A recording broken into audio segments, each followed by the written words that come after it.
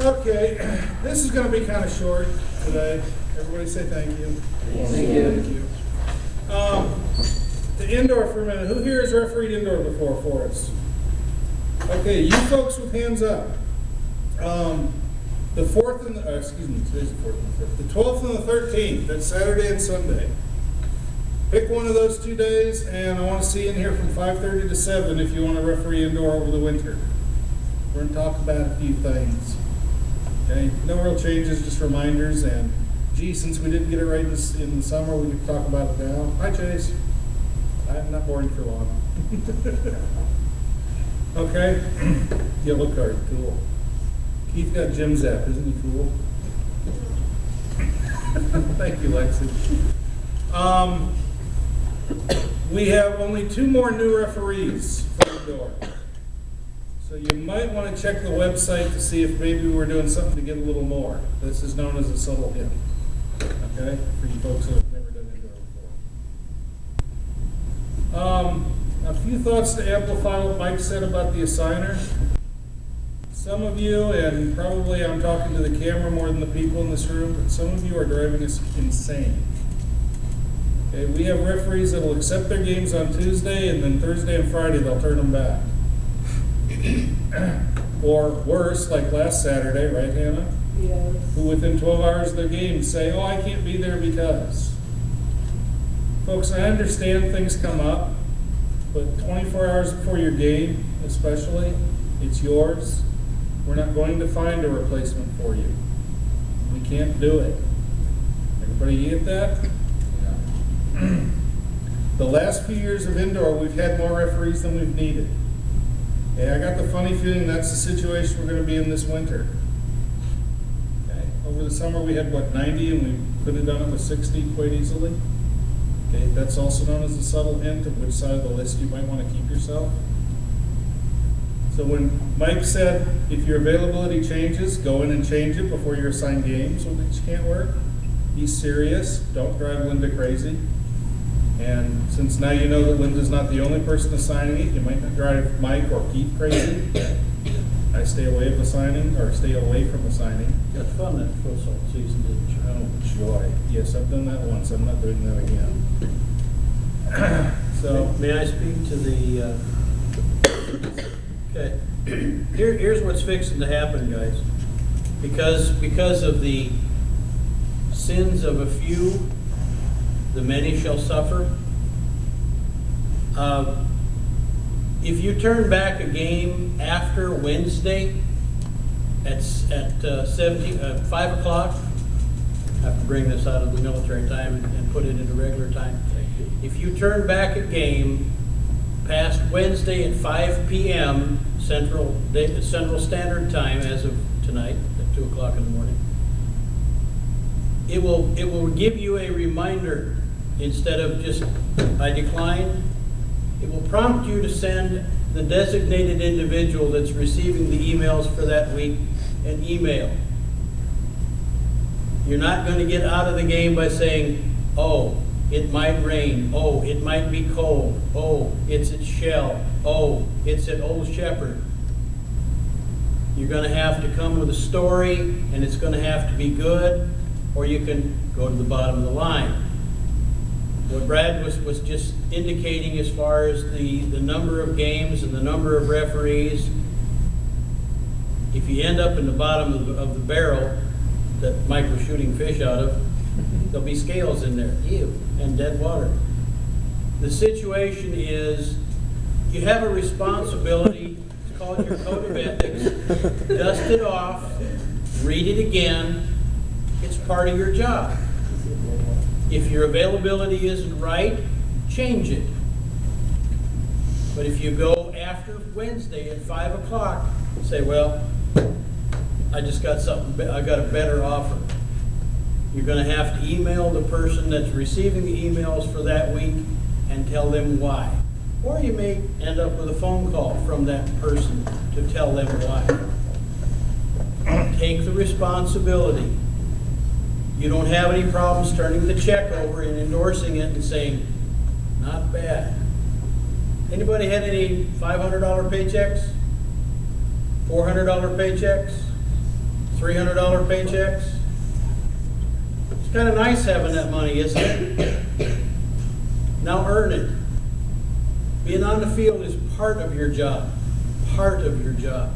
The rest of it is being here and learning, and the rest of it is taking care of your availability and the situations that occur from it. Turning a game back and ending up, instead of number 1 or 2, as number 59 or 66, if we only need 40 referees for a week, those 4, 5, and 6, and 3, and $200 paychecks will turn into pocket change real fast for those of you that want to mess with the system, because the system bites back.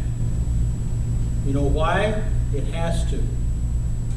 There's too many of you that are not here, that are in row 7 through 15, that have figured out, well, nothing happens because of it.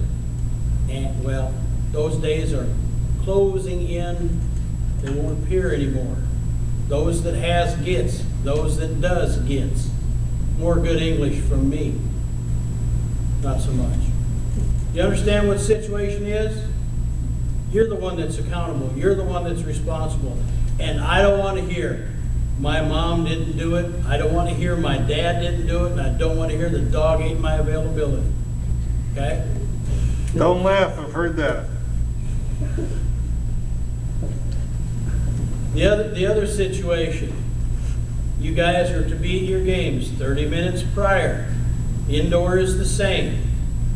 There is nothing more mortifying than have it be 2 or 3 minutes before game time and you're the only one there. It's not fair to the system. It's not fair to the teams. It's just flat not fair. Okay?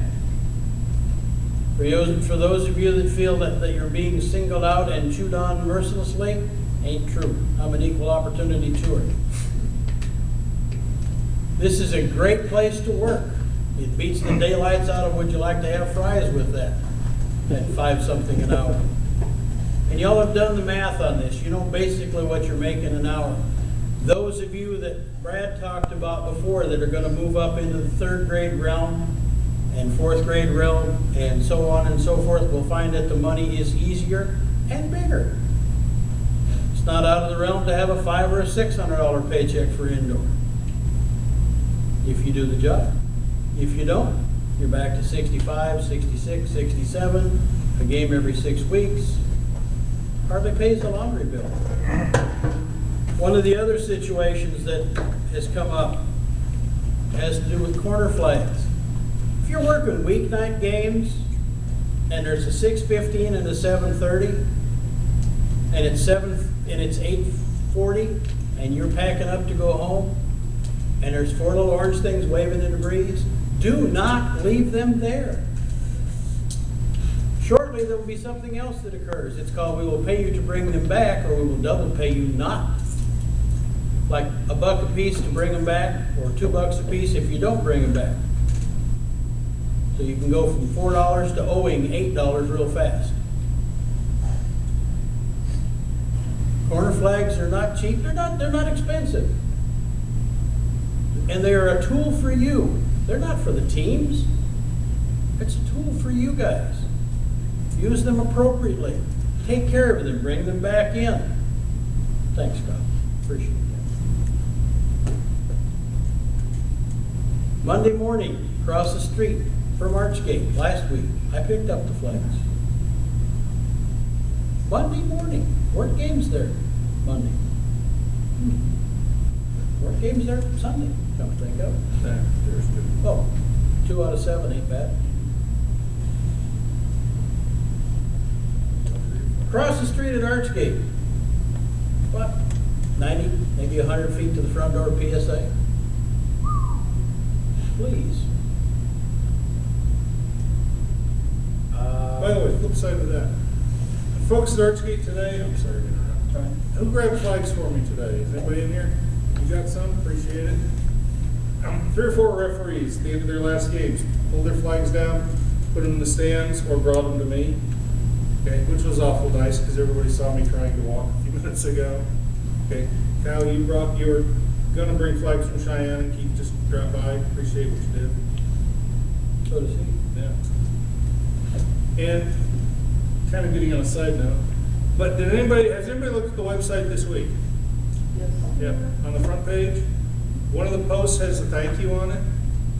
Okay, 2 people in this room are on it for stepping up last weekend.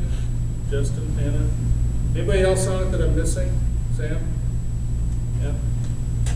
I didn't see. Thanks, Graham. Folks that showed up early and jumped online, some of our shorter referees, folks at Booth Fields. Okay, because we had referees not showing up. Gang, I mean thank you. I wanted Mike to see that. He's seen it. He knows who the helpful people were. Okay, I can't tell you how much I appreciated folks jumping on lines. Okay, when we were empty. Because putting a parent on the line is joy, isn't it? Well, that's crazy. Yeah, anybody had a parent on the line that actually knew up from down? I did. You did? Really? And I've actually. Yeah, because I have a yes, grade as 8 well. license. Okay, that's 3 out of 100. But yeah, still, we still can't really do anything. It really hampers the game. Yeah. Wait, even if I have a grade 8 I had license? one. I don't care if they're attached to, they're a parent of somebody on one of the teams. It's like, you tell me when the ball's out, that's all you can do. Yes, sir. One time I had a PSA referee parent as my line, as a club line. So it was kind of like he was a club line, but he was a referee. Oh, one of our referees? That's club line. Club line? You had that got crazy for you, didn't it? You're not sure what to talk to him about. Okay. But I really wanted to get out there, you folks that helped us out last weekend. Last weekend could have been a disaster, wasn't it? It was. It was insane, but it wasn't a disaster, trust me. I've refereed disasters. Okay, back to you, sorry.